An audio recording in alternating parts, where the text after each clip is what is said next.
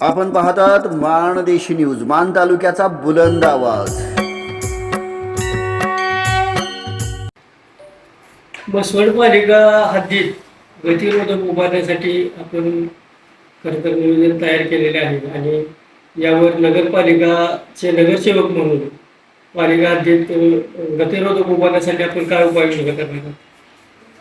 आमच्या मसवड नगर परिषदेच्या नगराध्यक्षा सो पूजा गरकर यांनी MSRDA या अगोदरच एक निवेदन दिलेलं आहे आणि गतिरोधक उभारणे. आता कसा विषय आहे, MSRDAचा रोड आहे, त्याला नगर परिषदेला तो अधिकार नाही की त्याच्यावरती स्पीड ब्रेकर वगैरे टाकायला.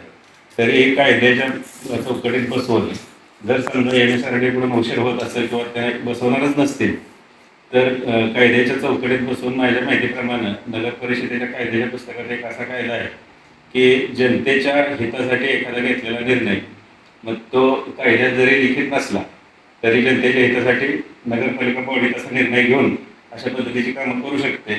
तर तसा आम्ही बॉडीचा एक निर्णय घेऊन मसवड शहरासाठी जिथे जिथे आवश्यकता आहे तिथे तिथे स्पीड ब्रेकर करण्याची आम्ही प्लॅनिंग करतोय. तसंच पुन्हा एकदा आम्ही काही नगरसेवक, काही गावातली प्रतिष्ठित व्यक्ती, काही पत्रकारांना घेऊन लागलीच उद्याच MSRDAच्या पुण्याच्या मेन ऑफिसला जाऊन त्यांना एका परत भेटून गावामध्ये आत्तापर्यंत किती ॲक्सिडेंट झाले, यातून मृत्युमुखी किती पडले, जायबंदी किती झाले, या सर्वांची त्यांना समक्ष जाऊन माहिती देऊन त्यांना परत एकदा विनंती करू की हे स्पीड ब्रेकरचं काम लवकरात लवकर आपण करून घ्यावं, अन्यथा आम्हाला आंदोलन करण्याशिवाय दुसरा काही पर्याय दिसत नाही.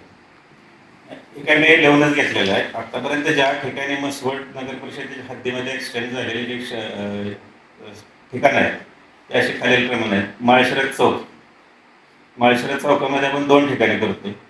जिथून आपला रथमार्ग चालू होतो त्याही ठिकाणी 2 ठिकाणी आपण करतोय. सरकारी दवाखाना तिथे आपण 2 ठिकाणी करतोय. माळी गल्ली बायपास त्या ठिकाणी पण 2 ठिकाणी करतोय. चांदणी चौक म्हणजेच आपलं सिद्धनाथ हायस्कूल परिसर त्या ठिकाणी दोन ठिकाणची मागणी आपण करतोय.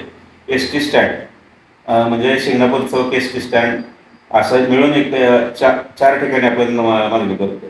रेस्ट हाऊस पाशी 2 ठिकाणी, मान नदी पुलाजवळ 1 ठिकाणी, मायनी चौक इथे 3 ठिकाणी, मेरी माता शाळा इथे 2 ठिकाणी आणि शिक्षक कॉलनी इथेही 3 ठिकाणी, असं 26 ठिकाणी मेन रोडला पण मागणी केलेली आहे.